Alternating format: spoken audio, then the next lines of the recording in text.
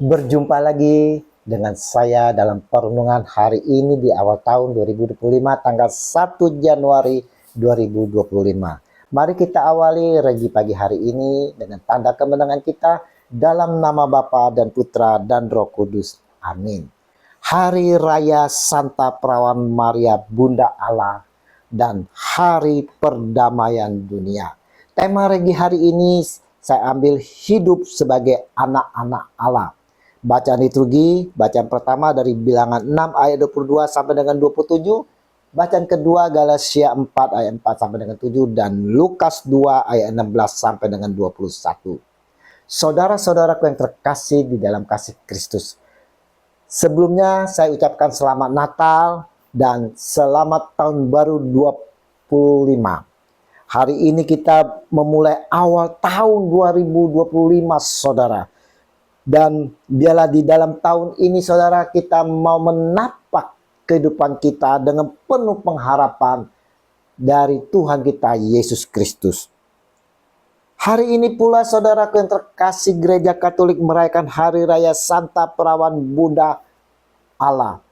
Bunda Yesus yang baru saja kita rayakan kelahirannya, saudara. Maria yang dikasihi Allah terpilih menjadi Bunda Yesus. Dalam ketaatannya dia mau menerima kabar sukacita Allah yang disampaikan melalui Gabriel. Walau Bunda Maria tahu, saudara, akan segala resiko yang harus diterima, tapi dia tetap taat. Sehingga dia ungkapkan imannya. Sesungguhnya aku ini adalah hamba Tuhan. Jadilah padaku menurut perkataanmu itu. Lukas 1 ayat 38. Dan melalui rahimnya lah, saudara, Yesus Tuhan dilahirkan. Ia lahir, hadir ke dunia, diutus untuk menebus mereka, untuk menebus kita semua, saudara, yang takluk kepada hukum Taurat, supaya kita diterima menjadi anak. Galatia 4 ayat 5. Inilah, saudaraku yang terkasih, menjadi sukacita bagi kita semua, saudara, bahwa kita yang percaya kepada Dia, Yesus Tuhan, dan dibaptis di dalam nama Bapa, Putra, dan Roh Kudus, kita semua menjadi anak-anak Allah.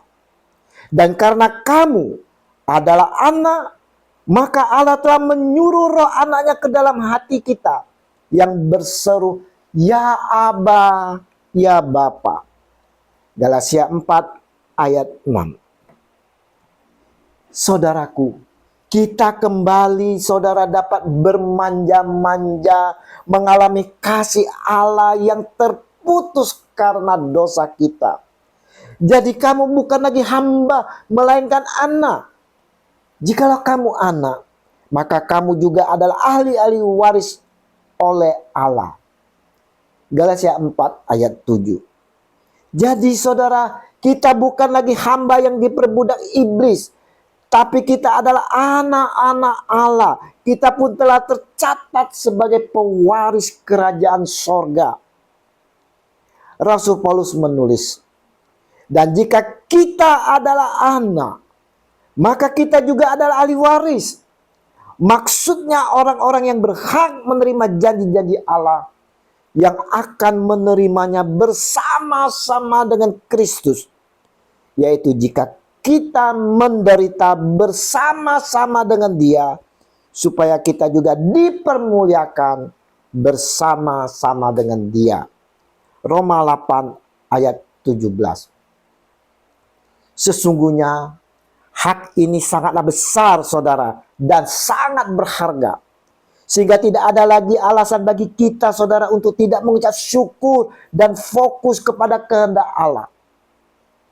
Tetapi kita juga harus mengerti bahwa ada ciri, saudara, atau syarat yang harus dipenuhi sebagai ahli waris. Bagaimana kita dapat memperoleh hal warisan kita ini, saudara? Yang pertama, saudara, mau dalam hidup kita dipimpin oleh Roh Kudus. Roma 8 ayat 14, Galatia 4 ayat 6. Dan Tuhan memberikan Roh Kudus sebagai materai dan jaminan kita sebagai anak Allah. 2 Korintus 1 ayat 21 sampai dengan 22. Ketika kita dipimpin oleh Roh Allah yang menjadikan fokus hidup kita adalah Kristus, bukan lagi diri kita sendiri. Galatia 2 ayat 20. Dan yang kedua, saudara, hidup dalam pimpinan Roh Kudus juga menjadi keharusan bagi kita sebagai saksi untuk memuliakan Tuhan. Roma 8 ayat 16. Sebagai anak-anak Allah, sikap dan perkataan kita juga harus mencerminkan Bapa kita di surga. Akhir-akhir ini, saudara, banyak sekali orang Kristen yang mengaku anak Tuhan, tetapi saudara, sayangnya saudara, hidupnya menjadi batu sandungan. Begitu juga dengan hamba-hamba Tuhan, pelayan-pelayan Tuhan, saudara, semua menjadi batu sandungan. Jadi saudara, setiap perkataan dan tindakan haruslah yang dapat dipertanggungjawabkan. Ibrani 4 ayat 13. Saudaraku yang terkasih, sebagai anak-anak Allah, kita harus dapat seperti Bunda Maria, Bunda Yesus yang kita rayakan perayaannya hari ini, yaitu selalu taat, setia, dan taat dalam segala tantangan. Dan sifat Bunda Maria yang patut diteladani adalah tidak mau bergosip, saudara. Mengeluarkan pendapat yang mungkin dapat menjadikan keadaan semakin keruh. Tetapi Bunda Maria menyimpan segalanya di hati. Cukup di hati kita saja, saudara. Tetapi Maria menyimpan segala perkara itu di dalam hatinya dan merenungkannya. Lukas 2 ayat 19. Hari ini juga saudara, Gereja Katolik juga merayakan Hari Perdamaian Dunia. Biarlah di awal tahun ini, saudaraku yang terkasih di dalam kasih Kristus, yang penuh pengharapan, kita mau berdoa kepada Tuhan Yesus untuk kedamaian dunia. Terbebaskan dari peperangan, gejolak-gejolak karena ketidakadilan yang dapat mengancam kehidupan orang banyak. Dan kita mau Dia, Yesus Tuhan yang adalah Raja di atas raja, boleh menguasai dunia kita yang sedang berkecamuk ini.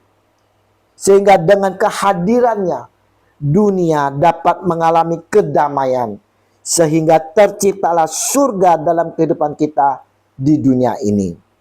Mari saudara-saudaraku yang terkasih di dalam kasih Kristus, di awal tahun yang penuh pengharapan ini, saudara, kita mau serahkan kehidupan kita ke dalam tangan kasih Tuhan. Biarlah dalam sepanjang tahun ini kita boleh hidup dalam pimpinan Roh Kudus, mau setia dan taat dalam bimbingannya, sehingga kita mampu menciptakan surga-surga yang penuh damai di mana saja kita berada. Tuhan Yesus, kami mau serahkan kehidupan kami sepanjang tahun ini di dalam tangan kasih Engkau. Dan biarlah kami boleh setia dan taat selalu dalam bimbingan Roh Kudus kini dan sepanjang masa. Amin. Dalam nama Bapa dan Putra dan Roh Kudus. Amin. Shalom.